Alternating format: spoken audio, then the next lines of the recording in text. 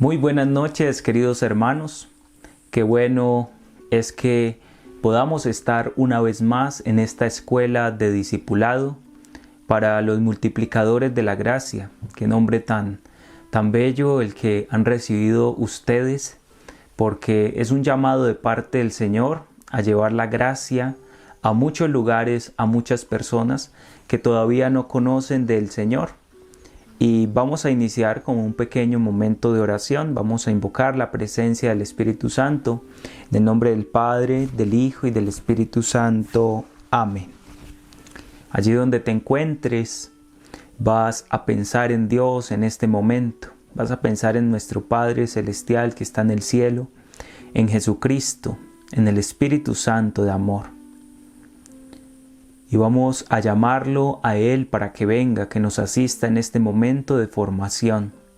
Qué importante es clamar la fuerza del Espíritu Santo. Ven, Espíritu Santo de Dios, ven a derramarte sobre cada uno de nosotros. Ven a soplar tu aliento de vida en nuestros corazones. Ven, Espíritu Santo de Dios, porque somos terreno reseco, árido, cuando tú no estás con nosotros. Ven, Espíritu Santo de Dios, porque te necesitamos hoy, en este momento. Queremos experimentar nuevamente el amor de Dios. Queremos que tú vengas a morar en nuestro interior, que tú vengas a enseñarnos el camino que hemos de seguir. Ven, Espíritu Santo de Dios, a tomar posesión de todo nuestro ser. Palabras, pensamientos, deseos, emociones, preocupaciones, miedos, todo lo que nos está agobiando en este momento. Ven, Espíritu Santo de Dios, a transformarnos interiormente.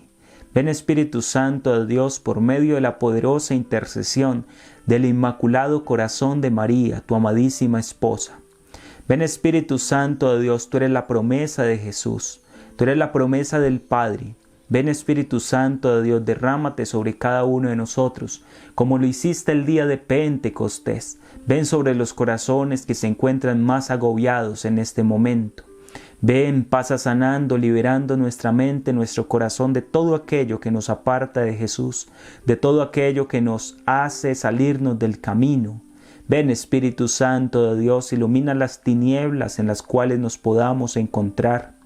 Ilumina con tu luz la ignorancia, el pecado. Ven, Espíritu Santo de Dios, y llénanos de ti en este momento. Nosotros lo pedimos humildemente, porque sabemos que tú eres lo más grande que nosotros podemos recibir de manos de Dios. Tú, Espíritu Santo de Dios, haces elocuente las lenguas de los niños. Te invitamos a instruirnos a cada uno de nosotros. Espíritu Santo de Dios, enséñanos el modo correcto de pedir. Enséñanos el modo correcto de seguir a Jesús. Ayúdanos en todo aquello que nos es difícil entender y comprender en nuestra mente, en nuestro corazón. Ven a liberarnos de todo aquello que nos apega a este mundo, para que podamos tener la libertad de los hijos de Dios. Echa fuera el temor, Espíritu Santo de Dios, porque tú eres el amor, tú eres la gracia de Dios. Llénanos y sácianos de ti, Espíritu Santo de amor y de consuelo. Padre nuestro que estás en el cielo, santificado sea tu nombre. Venga a nosotros tu reino. Hágase tu voluntad en la tierra como en el cielo. Danos hoy nuestro pan de cada día. Perdona nuestras ofensas, como también nosotros perdonamos a los que nos ofenden. No nos dejes caer en la tentación y líbranos del mal. Amén. Que el Señor nos bendiga en el nombre del Padre, del Hijo y del Espíritu Santo. Amén. Qué bueno, queridos hermanos, poder estar aquí. Como les decía hace un momento, es una gracia, es una bendición de parte del Señor poder entrar en la escuela de Jesús, poder entrar en la escuela de nuestro Maestro.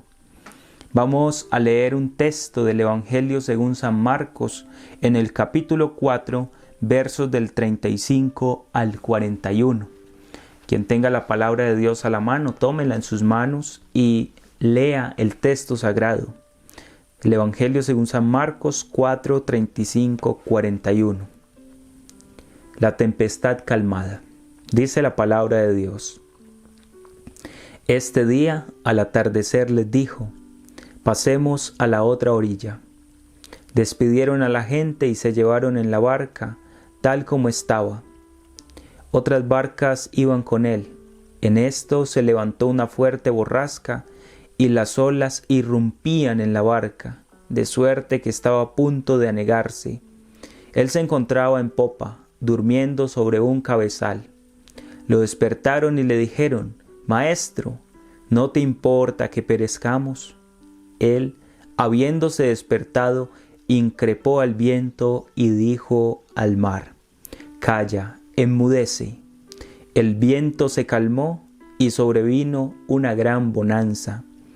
Entonces les dijo: ¿Por qué estáis con tanto miedo? ¿Cómo no tenéis fe? Ellos se llenaron de gran temor y se decían unos a otros: ¿Quién es este que hasta los vientos y el mar le obedecen? Palabra de Dios, te alabamos, Señor. Esta palabra del Señor nos abre el panorama para el tema que vamos a continuar. Recordemos que en la semana anterior el Padre Gerardo nos brindaba el tema Jesús, Maestro por excelencia 1. Y este tema es continuación del anterior. Es decir, que vamos a entrar Jesús, Maestro por excelencia número 2. La segunda parte de este tema es la que vamos a abordar en este momento, que sea el Espíritu Santo dirigiéndonos a cada uno de nosotros, dándonos la gracia para comprender la palabra de Dios.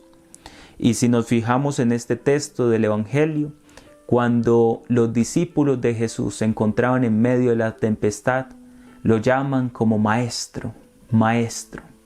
Ellos tenían muy claro quién era su maestro y sabían que él tenía poder, pero parece que quedaron asustados porque tal vez todavía su fe era muy vacilante, como lo deja ver el texto sagrado. ¿Qué pasa? ¿Aún no tenéis fe?, les dice Jesús. Bastó una palabra de Jesús para que el mar se tranquilizara. Nosotros también nos podremos encontrar en medio de tempestades y a veces nos desesperamos mucho. A veces andamos temerosos porque creemos que ya se va a acabar todo. Pero yo les quiero decir, queridos hermanos, que si Jesús va en nuestra barca, así esté dormidito, pero después de que vaya en nuestra barca es suficiente. ¿Por qué tenéis miedo?, dice Jesús. ¿Por qué tienen miedo? Y tal vez es la pregunta que Jesús nos quiere hacer a nosotros en este momento. ¿Por qué tenemos miedo? ¿Acaso una crisis económica es más grande que Jesús? ¿Acaso una pandemia, un virus como este que nos está atacando es más grande que Jesús? ¿Acaso un problema familiar es más grande que Jesús? Por eso Jesús nos lanza la pregunta: ¿acaso tenéis miedo? Y también dice: ¿cómo no tenéis fe? Entonces es importante saber que si vamos de la mano de Jesús, si ya le hemos dicho: Jesús, ven con nosotros, ven a dirigir la barca de nuestra vida, si hemos iniciado un verdadero discipulado, no cabe el temor, no cabe el miedo. Es suficiente la fe en el Maestro para seguir caminando, para seguir perseverando. Así es, queridos hermanos, si alguno de ustedes se encuentra en tempestad espiritual, en su familia, en su hogar, en el trabajo, pues no tenga miedo porque si Jesús va con usted, todo está seguro. El problema es cuando Jesús no va con nosotros. Ahí sí hemos de tener miedo. Y vamos a ver de este libro, el documento de Aparecida. Ustedes saben que los obispos se reúnen cada cierta periodicidad de años en una conferencia episcopal donde van a tratar temas sobre la iglesia. Y este es el último documento como fruto de la quinta Conferencia General del Episcopado Latinoamericano y del Caribe, el documento conclusivo de Aparecida. Y este documento se centra sobre todo en el discipulado y en la vocación propia del cristiano. Si usted es cristiano, usted está llamado a ser discípulo de Jesús. Es la conclusión máxima que sacan los obispos en Aparecida. Todo cristiano está llamado a ser discípulo misionero. Todos. Esto del discipulado no es un llamado para una parte selecta, no. Es un llamado que hace el Señor a todos los bautizados. Es decir, que si tú eres bautizado, el Señor te está llamando a una vocación de discípulo misionero en miras a la santidad. Y vamos a iluminar este tema, Jesús Maestro por excelencia, con el numeral 136 del documento de Aparecida, configurados con el Maestro, se titula.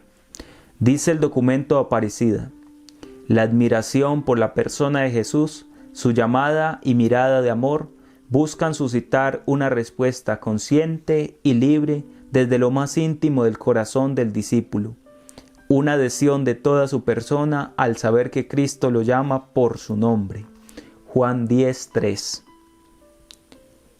Es un sí que compromete radicalmente la libertad del discípulo a entregarse a Jesucristo, camino, verdad y vida.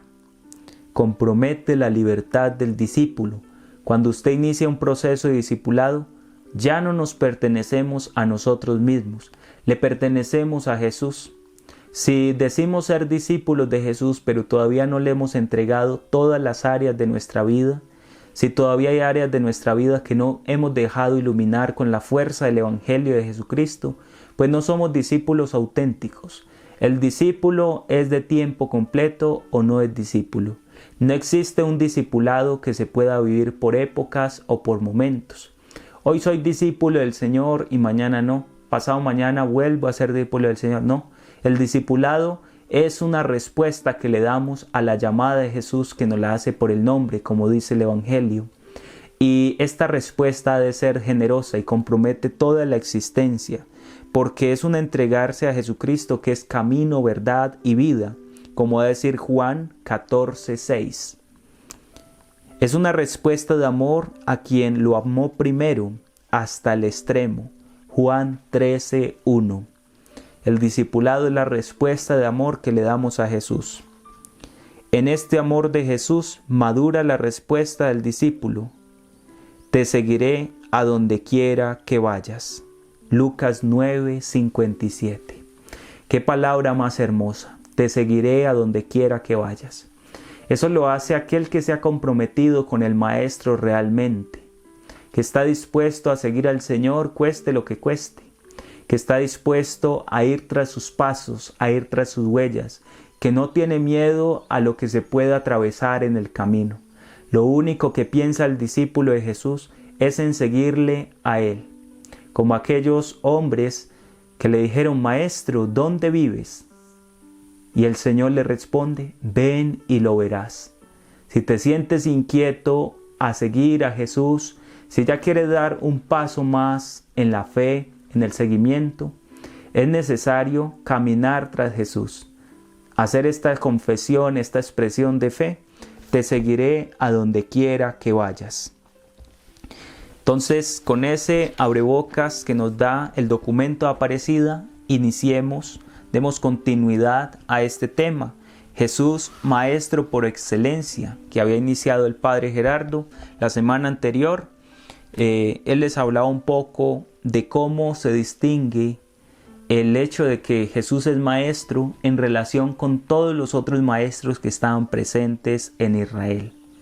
A diferencia de los otros maestros de Israel, Jesús habla con autoridad y además de eso, Jesús llama por el nombre y ya no llama siervos, sino amigos.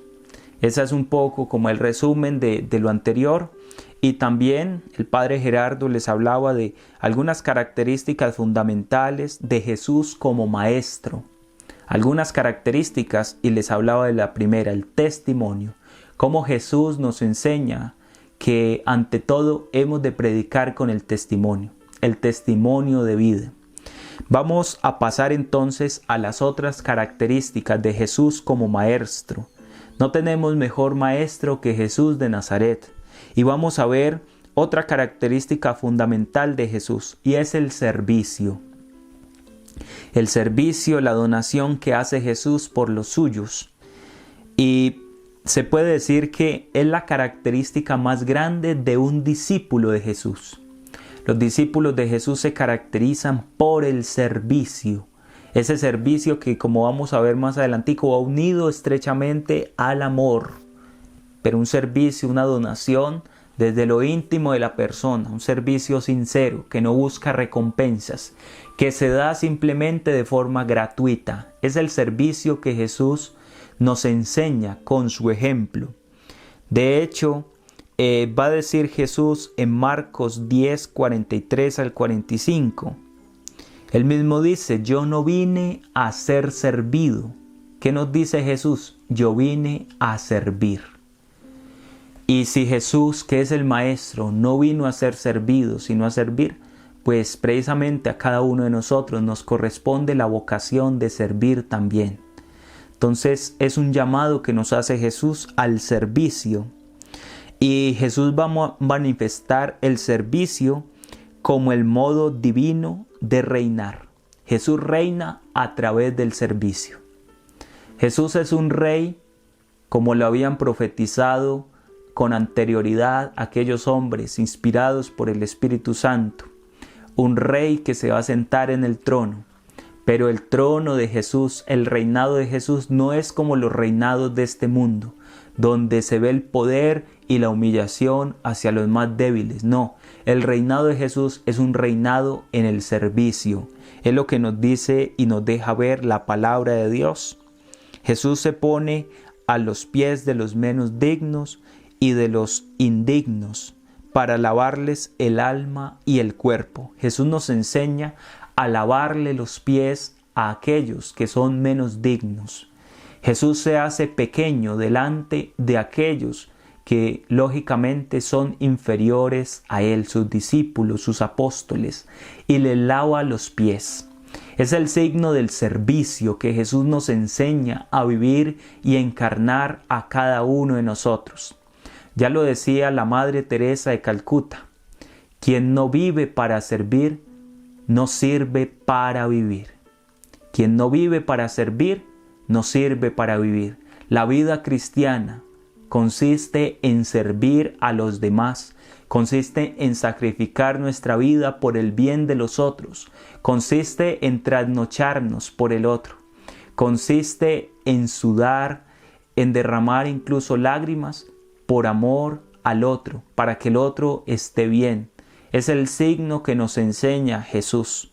Jesús es un servidor por excelencia y es el Cristo Rey que sirve a todos. Y por eso el nuevo reino de Dios es un reino de servidores, es decir, de personas que saben amar de verdad, con obras y de corazón. Jesús sirvió en el anuncio del Evangelio, prenda y promoción de un mundo mejor. Jesús sirvió a través de la predicación del Evangelio. Si nosotros leemos la palabra de Dios, todo el relato del Evangelio, nos damos cuenta que toda la vida de Jesús fue una vida de servicio. No podríamos decir solamente Jesús sirvió cuando le lavó los pies a los demás. No, lo que pasa es que hay unos actos cumbres del servicio de Jesús. Cuando Jesús dice yo no he venido a ser servido sino a servir, eso no lo dice simplemente de dientes para afuera, no lo dice simplemente por la emoción de que tiene unos discípulos alrededor. Lo dice con las palabras porque ya antes lo ha constatado con sus actos. Ya antes ha dado ejemplo de esto. Por eso cuando Jesús abre la boca para decir algo de sí mismo, todos los que están alrededor se quedan callados porque saben que lo que Jesús dice es verdad. Es la verdad de Jesucristo. Qué bueno que cada uno de nosotros aprendamos a imitar a Jesús en el servicio a los hermanos, en el servicio a los hijos, en el servicio a los padres, en el servicio en la comunidad, en la parroquia. Es un servicio que se va dando en nuestro entorno. No tenemos que ir muy lejos. Servimos donde nos encontramos. Es la diaconía. La palabra diácono significa servidor, el que se pone de último para servir a los otros. Ese es el diácono. Es decir, que todos nosotros estamos llamados a ejercer un ministerio de diaconado, es decir, de servicio en favor de los otros. Ser servidores al estilo de Jesús. Pero otra característica fundamental de Jesús como maestro por excelencia es la de el amor cristiano. Y esta es la más importante de todas, es el sello del verdadero cristiano. Este amor es el que se va a traducir en servicio, es el que se va a traducir en entrega, es el que se va a traducir en donación, es el que traduce en evangelización. Todo brota de una fuente y la fuente es el amor. Sin amor no podemos hacer nada. Sin amor no somos auténticamente cristianos. Dice la palabra de Dios en Juan 13, 34, 35. Vamos a leer este texto bíblico del Evangelio de San Juan en el capítulo 13, versos 34 al 35. Dice la palabra de Dios: Os doy un mandamiento nuevo, que os améis los unos a los otros como yo os he amado. Así os améis también entre vosotros. Todos conocerán que sois discípulos míos en una cosa, en que os tenéis amor los unos a los otros. Palabra de Dios. Te alabamos, Señor. El Jesús de Nazaret no puede ser más claro. Nuestro Maestro no puede ser más claro. Si usted es discípulo mío, usted se debe caracterizar por una cosa. ¿Por qué? Por el amor. El amor. En esto sabrán que son discípulos míos, en tanto se amen los unos a los otros. Y va a decir también el mismo San Juan, pero en una de sus cartas, en la primera de Juan, capítulo 4, y por allá en el verso 8, que quien dice que ama a Dios y odia a su hermano es un mentiroso. Porque Jesús es muy claro. ¿Cómo sabrán que son discípulos míos? En la medida en que se amen los unos a los otros. Es decir, el amor entre nosotros. Cualquiera de nosotros podría decir: yo amo a Dios, yo cumplo los mandamientos, yo le oro a Dios todos los días. Pero si en su casa usted no habla con su hermano, si en su casa usted mantiene en discusión con su hermano, pues ese amor no es auténtico. El testimonio del amor se da en el amor que se tienen los unos por los otros. Y principalmente en el hogar, principalmente en la vida parroquial, principalmente en el trabajo, en el entorno en el cual nos encontramos, con el prójimo. ¿Qué quiere decir prójimo? El que está más próximo, más cercano a mí. A esa persona es a la que yo debo amar. En el amor de Cristo Jesús. Las primeras comunidades cristianas daban un gran testimonio en el amor que se tenían los unos por los otros. Y dice el libro de los Hechos de los Apóstoles que cuando los demás miraban la primera comunidad cristiana de Jerusalén, lanzaban una expresión: mirad cómo se aman. Y ese era el testimonio más grande por el cual la iglesia creció rápidamente en Jerusalén y en todo ese entorno de la Galilea, de este terreno de Tierra Santa. ¿Por qué? Porque se amaban los unos a los otros. Esta palabra la habían comprendido muy bien. El mandamiento nuevo de Jesús, ¿cuál es? El mandamiento del amor, que realmente no es un mandamiento nuevo, es un mandamiento que ya estaba en la antigua alianza, solamente que Jesús le da la novedad porque Él nos va a enseñar cuál es el modo correcto de amar. Jesús nos va a enseñar la novedad de ese mandamiento porque Él mismo se convierte en testigo del amor de Él hacia los demás. ¿Cuándo? Cuando muere en la cruz. Es el signo más grande del amor de Dios. Es decir, que cuando Jesús nos dice, aprendan de mí, ámense como yo los he amado, nos está diciendo, mueran por los demás, entreguen sus vidas por los demás. El morir por los demás es el renunciar a mis propios beneficios, es el renunciar a mis propios gustos para que primero esté el otro. Ese es el verdadero amor. Uno se queda impresionado viendo a las madres cómo se desgastan por sus hijos, y cuando lo hacen en un amor auténtico, un amor cristiano, en una vida llena de Dios, allí se están santificando, en el servicio a su esposo, en la caridad para con los hijos, lo mismo de los hijos hacia los padres, del esposo hacia la esposa. De esa forma se va manifestando el amor. No creamos que tenemos que salir corriendo afuera a ir a amar a desconocidos. No, el Señor nos pide, ámense entre ustedes, y ese va a ser el testimonio. Lógicamente que este amor empieza a brotar desde lo más cercano y se va extendiendo. Nadie podría negar hoy en día la manifestación del amor que realizaba la Madre Teresa de Calcuta en bien de los más necesitados. Es un testimonio evidente. Y de esa forma cada uno de nosotros estamos también llamados a amar. Es la vivencia del amor de Dios Padre, de Jesucristo y del Espíritu Santo. El amor a nuestros hermanos y a sí mismo. También el amor hacia la casa común, hacia nuestra tierra. El amor hacia nuestra sociedad. El amor hacia Dios Padre, hacia Dios Hijo, hacia Dios Espíritu Santo. El amor hacia el prójimo, hacia nosotros mismos. Yo no puedo amar al hermano si primero no tengo un amor propio, un amor verdadero, pero un amor que no es egoísta, sino un amor que busca ante todo la salvación. Si yo busco mi propia salvación, voy a procurar también la salvación del otro. Entonces es un amor hacia sí mismo, pero un amor no centrado en el egoísmo, sino centrado en cumplir la voluntad de Dios. Es lo que nos pide el Señor. La verdadera fe nos lleva a vivir la esencia del cristianismo. La esencia del cristianismo es el amor. El Papa Benedicto XVI, en la carta encíclica Deus Caritas Est, Dios es amor, va a decir que no se empieza a ser cristiano por una decisión ética o una gran idea, sino por el encuentro con una persona, con un acontecimiento que nos cambia la vida, que nos transforma y nos ilumina y nos lanza hacia un nuevo horizonte.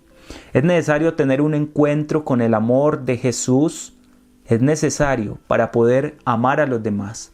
Yo le digo, hermano, si usted todavía no se ha encontrado con Jesús de Nazaret, si todavía usted no ha experimentado el amor de Dios, no somos auténticamente cristianos. Porque no se empieza a ser cristiano por una gran idea o una decisión ética. Se empieza a ser cristiano por el encuentro con una persona que me derrama todo su amor, con una persona que me dice, yo he muerto por ti en la cruz, con una persona que nos entrega lo más íntimo de sí, su Santo Espíritu, el amor del Padre y del Hijo. Cuando nos encontramos con Jesús, la cosa cambia. Antes no éramos capaces de amar a aquel que teníamos cercano. Después del encuentro con Jesús, ya tenemos la capacidad para amar al hermano. ¿Por qué? Porque nos hemos experimentado amados por Dios primero. Recordemos que la respuesta que nosotros damos de amor es una correspondencia a un amor que ya ha llegado a nuestro corazón. Un cristiano no puede dar de aquello que no tiene. Si un cristiano no está lleno del amor de Dios, no va a poder manifestar el amor de Dios a los demás. Si usted es esposa o esposo, padre o madre de familia, y usted todavía no se ha llenado del amor de Dios, ¿de qué amor le va a dar a sus hijos? ¿De qué amor le va a dar a su esposo? No es verdadero un amor que brota del egoísmo, que brota desde otras cosas. El amor auténtico es el que brota del encuentro con Jesús. Por eso hay que insistir todo el tiempo. Importante para un cristiano un encuentro personal cara a cara con Jesús de Nazaret, porque es ahí donde se activa la verdadera vida de amor hacia Dios y hacia los hermanos. Jesús por amor dio su vida hasta la muerte. Eso lo va a decir el apóstol Pablo en la carta a los Romanos, capítulo 5, verso del 6 al 8. Jesús se entrega por un acto de amor. Lo más grande que ha hecho Jesús por nosotros es su entrega generosa. Pero no creamos que el amor de Jesús se manifiesta solamente en el momento en el cual muere en la cruz, no. Desde el mismo instante en el cual Él consintió a la voluntad del Padre para que se hiciera hombre, desde ahí nos está manifestando su amor.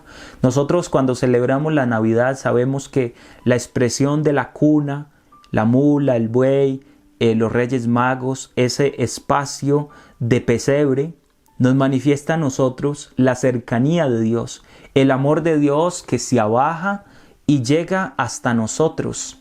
Y por eso podemos amar a Dios, porque Dios se nos ha dado a conocer. No podríamos amar a Dios si nosotros no le viéramos, no le conociéramos, no le experimentáramos. Por eso es necesario amar a Jesús. Entonces de ahí brota ese acto de amor que Jesús ha dado por nosotros en el momento de su muerte en la cruz. Nuestra salvación procede de la iniciativa del amor de Dios hacia nosotros, porque Él nos amó y nos envió a su Hijo como propiciación por nuestros pecados. Esa palabra la va a decir 1 de Juan 4:10. Jesús se ha entregado por cada uno de nosotros en rescate por nuestros pecados. Y dice 2 de Corintios 5:19. En Cristo estaba Dios reconciliando al mundo consigo. A través de Cristo es que nosotros nos reconciliamos con Dios Padre. Jesucristo es el puente, la nueva alianza entre Dios y los hombres. Jesucristo es nuestro Salvador, ante todo movido por el amor hacia cada uno de nosotros. Y Jesús se ofrece libremente por cada uno de nosotros. Es una entrega libre, voluntaria por parte de Él. Un amor que brota desde lo profundo de su corazón. Por eso nosotros contemplamos dentro de nuestra liturgia la fiesta del Sagrado Corazón de Jesús, porque allí, al ver ese corazón del cual brotan unos rayos que iluminan, ¿qué nos está diciendo? Nos está diciendo: yo me he entregado por ustedes. Este corazón es el que yo he abierto, el que ha sido roto por amor a cada uno de ustedes. Es una expresión del amor de Dios en miras a nuestra salvación, la entrega generosa que hace Dios en Jesucristo para cada uno de nosotros. Este don lo significa y lo realiza por anticipado durante la última cena, cuando Jesús realiza su entrega en su cuerpo, en su sangre, diciendo: este es mi cuerpo que va a ser entregado por vosotros. Jesús ya había anticipado la entrega generosa de la cruz desde la última cena. Por eso es que nosotros decimos el sacrificio eucarístico, aunque es un sacrificio incruento. ¿Qué quiere decir incruento? Que no hay derramamiento de sangre. En cambio, el sacrificio que Cristo ofreció en la cruz es un sacrificio cruento. Allí Jesús derramó gotas de sangre. Allí Jesús fue atravesado por la lanza, brotó sangre y agua, nos dice el Evangelio de San Juan. Entonces es importante saber que Jesús desde el acontecimiento eucarístico se está entregando por cada uno de nosotros. Cuando nos dice: tomen y coman, este es mi cuerpo, esta es mi sangre que se entrega por cada uno de ustedes. Es un amor que nos va a decir Juan 13:1. Dice el Evangelio de San Juan 13:1. Antes de la fiesta de la Pascua, Jesús sabía que había llegado su hora de pasar de este mundo al Padre. Él, que había amado a los suyos que estaban en el mundo, dice: los amó hasta el final. Otras traducciones bíblicas, tal vez la suya, puede decir: los amó hasta el extremo. Es decir, que Jesús no nos pudo haber amado más. Jesús nos amó de la forma más plena, más extraordinaria. ¿Cuándo? Cuando se entregó en la cruz por cada uno de nosotros, cuando hizo la donación total de su persona, se presenta como ofrenda delante del Padre y dice la carta a los Hebreos: te he preparado un cuerpo, y ese cuerpo, después Jesús va a decir: aquí estoy para hacer tu voluntad. Es la entrega generosa del Hijo al Padre por amor a cada uno de nosotros. Es el testimonio que nos da Jesús del amor, porque de esa forma, como dice la carta de San Pedro, por sus llagas fuimos curados. Jesús nos sana, nos libera a través de sus heridas, de sus llagas. De esa forma va a decir después también el apóstol por allá en una de sus cartas, que los esposos deben amar a sus esposas como Cristo amó a su iglesia y se entregó por ella. Es decir, si usted es esposo, ¿cómo debe amar a su esposa? De tal forma que lo haga como una entrega generosa como la que realizó Cristo en la cruz. Por eso el matrimonio es una vida sacrificada. Es una vida que conduce a la felicidad en la medida en que el esposo se entregue a la esposa y en la medida en que la esposa se entregue al esposo. El matrimonio, muchos se casan para ser felices, para que la otra persona me haga feliz. No, está equivocado. Si usted se casó pensando en que la otra persona lo va a hacer feliz, está totalmente en el error. ¿Sabe por qué? Porque el matrimonio consiste ante todo que yo me caso para hacer feliz al otro. Y en la medida en que yo realice eso en mi vida, en que me preocupe todos los días por hacer feliz a la otra persona, sacrificarme por la otra persona, en esa medida voy a ser feliz. Usted nunca va a ser feliz si está esperando que los demás le den amor a usted. Usted es feliz en la medida en que usted entrega amor, donación hacia el otro, hacia sus hijos, hacia sus padres, hacia su esposo, hacia su esposa, hacia sus compañeros de comunidad, hacia los hermanos de la parroquia. En la medida en que usted se entregue, es como recibe. Dice por ahí el adagio, porque dando es como se recibe. Por eso Jesús es feliz plenamente en la entrega que realiza por cada uno de nosotros. Y es una entrega hasta el final, hasta la muerte de cruz, como dice Filipenses 2:8. Una entrega que la hace hasta la muerte de cruz, un abajamiento, un despojamiento. Jesús se despoja de su categoría divina, nos va a decir el cántico a los Filipenses, capítulo 2, qué bueno que lo lean.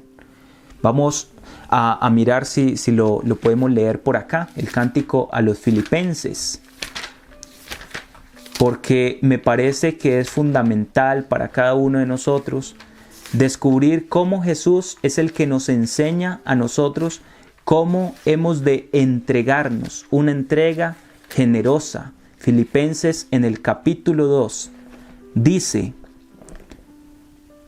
capítulo 2 verso 5, tened entre vosotros los mismos sentimientos de Cristo. Vea qué maravillosa la palabra de Dios.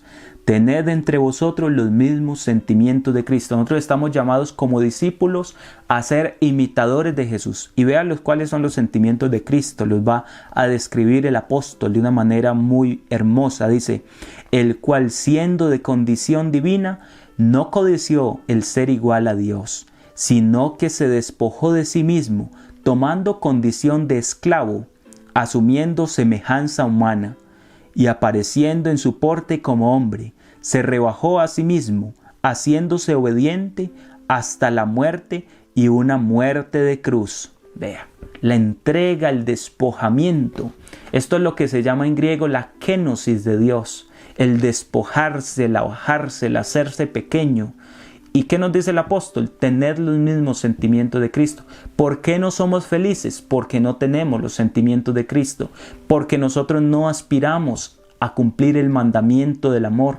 Un cristiano auténtico, verdadero, se caracteriza ante todo por el amor hacia los demás, el amor hacia su prójimo, el amor, como les decía, hacia los que están a su alrededor. Y mire que no es solamente el despojarse, el abandonarse, el estar caído, el hacerse pequeño, no. Mire lo que dice el apóstol.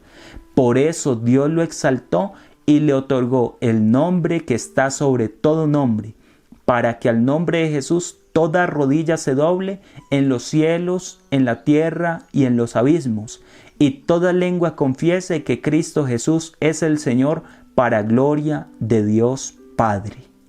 Le leí la carta a los Filipenses, capítulo 2, versos de el 5 al 11. Es decir, ¿qué nos pide el Señor a nosotros? Que nos abajemos en este mundo, porque luego también seremos exaltados, lo va a decir el apóstol. No creamos que todo va a ser sufrimiento, que todo va a ser hacerme pequeño, que todo va a consistir en rebajarme, que todo va a consistir en renunciar a mis gustos muchas veces, ¿no? Llega un momento donde Dios dice, hijo, tú te has comportado según los criterios de Cristo, tú has obedecido el mandamiento del amor, ven conmigo a participar del banquete del reino de los cielos. Nuestra paga no es terrena, nuestra paga es eterna, pero esa paga se puede empezar a anticipar desde aquí, porque la felicidad que se produce al entregarnos por los demás no la podemos encontrar en ningún otro lugar.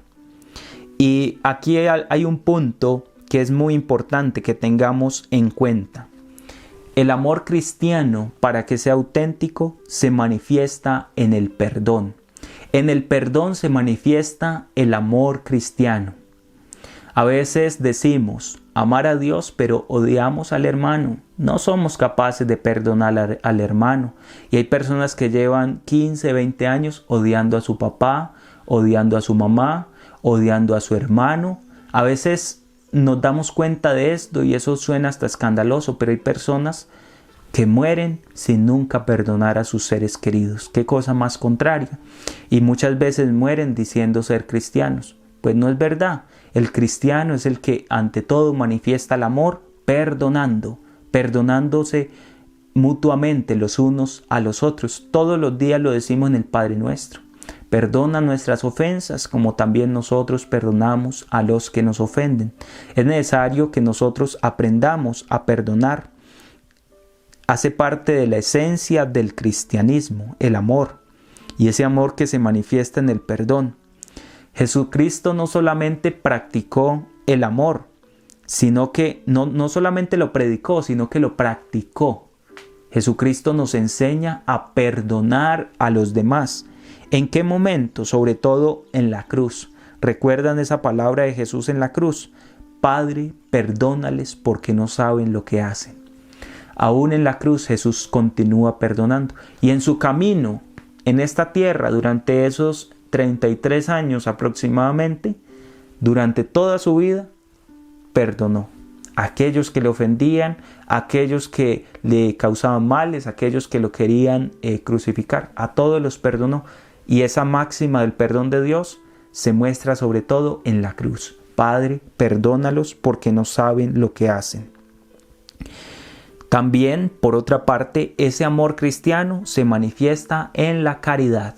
En la caridad se manifiesta el amor cristiano, porque es necesario perdonar, es importante, pero no solamente el amor cristiano consiste en perdonar, sino que también consiste en donarnos, en hacer obras contundentes. Dice el apóstol Santiago: muéstrame tu fe sin obras, que yo por mis obras te mostraré mi fe. Es decir, que si nos queremos hacer llamar discípulos, si queremos seguir a Jesús como maestro, tenemos que aprender a realizar obras de misericordia. El Papa Francisco fue muy insistente en practicar las obras de misericordia en el año de la misericordia. ¿Recuerdan ustedes por allá? El Papa Francisco promulgó el año de la misericordia, donde nos invitaba a todos a acercarnos hacia la misericordia de Dios, el sacramento del perdón, donde se abrieron algunos templos, donde se concedían indulgencias plenarias para remisión de pecados, donde los sacerdotes se sentaron por más horas en los confesionarios, donde se les autorizó perdonar el pecado de aborto que muchas veces era reservado al obispo. Ahora todos los sacerdotes están autorizados para perdonar ese pecado tan grave como es el del aborto. ¿Por qué? Porque el Papa vio desde la palabra de Dios que era necesario que todas las personas tuvieran acceso a la misericordia. Pero ojo, esa misericordia no consiste solamente en que Dios me ame, en que Dios me perdone, en que Dios se me acerque a mí. No. Ese año de la misericordia, y de hecho es el común vivir del cristiano, se traduce también en las obras concretas. Recordemos obras de misericordia materiales y espirituales. Obras de misericordia materiales: vestir al desnudo, visitar al preso, todo esto, pero también dar el pan al hambriento, dar el agua al sediento, es decir, al que está necesitado exteriormente en su cuerpo. Pero ojo, también obras espirituales. ¿Cuáles? Por ejemplo, orar por los demás, por los difuntos. Por ejemplo, también dentro de esas obras de misericordia espirituales se encuentra el aceptar con paciencia las debilidades de los demás, el corregir al que se equivoca, el enseñar al que no sabe. Todo esto son obras de misericordia que como cristianos estamos llamados a practicar. Ojo, importante, el discípulo ha de practicar las obras de misericordia. Y por último, otra cosa que aprendemos de Jesús como maestro por excelencia es la vida sacramental. La vida sacramental es fundamental para un auténtico discípulo de Jesús. El discípulo del Señor debe vivir la vida sacramental. Jesús ha sido enviado por el Padre para rescatarnos a nosotros y para santificarnos. La vida sacramental es la vida de la gracia. ¿Y cuál es la vida de la gracia? estar confesados, comulgar, recibir el sacramento del matrimonio, recibir el sacramento de la confirmación. Toda la vida sacramental es propia de la vida del discípulo. Un discípulo auténtico es el que practica los sacramentos. Y no es que, es que yo tengo el bautismo, ya con eso basta. No, toda la vida sacramental. Un constante vivir las gracias que Jesucristo nos instauró y nos dio a cada uno de nosotros. Pues bueno, queridos hermanos, hemos llegado al final de este tema, Jesús Maestro por Excelencia, parte 2. Ya aquí cerramos este capítulo de Jesús Maestro por Excelencia. Y nos vamos adentrando en este camino discipular que, como ustedes ven, consiste en aprender de Jesús, su comportamiento e imitarlo a Él. El verdadero discipulado consiste en imitar a Jesús. Y ya sabemos cuáles son esas características principales de Jesús. Un Jesús que da testimonio, un Jesús que da servicio, un Jesús que ama, que perdona a los demás, un Jesús que nos regala la vida sacramental y nos invita, ante todo, a amarnos los unos a los otros. Que Dios los bendiga a todos ustedes, queridos hermanos, y terminemos con la oración del Ave María. Saludemos a nuestra Madre del Cielo. Dios te salve María, llena eres de gracia, el Señor es contigo. Bendita tú eres entre todas las mujeres, y bendito es el fruto de tu vientre Jesús. Santa María, Madre de Dios, ruega por nosotros pecadores, ahora y en la hora de nuestra muerte. Amén. Tú, María, que fuiste fiel discípula de Jesús, enséñanos, como tú, a seguir al Maestro. En el nombre del Padre, del Hijo y del Espíritu Santo. Amén. Feliz noche para todos, queridos hermanos.